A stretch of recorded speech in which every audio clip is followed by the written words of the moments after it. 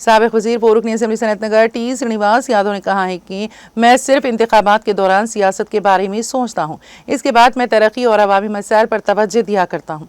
साबिक वज़ीर टी श्रीनिवास यादव ने अमीरपेट डिवीजन के बलकमपेट में श्री वीरा हनुमान व्यायामशाला का इफ्तिताह किया। इस मौके पर टी श्रीनिवास यादव ने अतिया दहिंदगान की मदद से 10 लाख रुपए की लागत से खरीदे गए सामान व्यायामशाला के मुंतजमीन के हवाले किया। बालजा टी श्रीनिवास यादव ने अतिया दहिंदगान गौतम वेंकटराजा, श्रीहरि सुब्बाराजू, अनंत रेड्डी, सुभाष रेड्डी, प्रवीण रेड्डी और दीगर को शॉल पोशी करके तहनीत पेश की। इस मौके पर खिताब करते हुए उन्होंने कहा कि इनसे पहले सनतनगर हल्के की नुमाइंदगी करने वाले लोग थे, लेकिन 2014 में आने के बाद ही उन्होंने दिखाया कि तरक्की का मतलब क्या है। इस तकरीब में व्यायामशाला के मुंतजमीन राजेश्वर भिक्षापति, अमीरपेट सनतनगर BRS पार्टी के सुदूर हनुमंतराव, कोलनबाल रेड्डी, हायदीन, संतोष कुमार और दीगर मौजूद थे।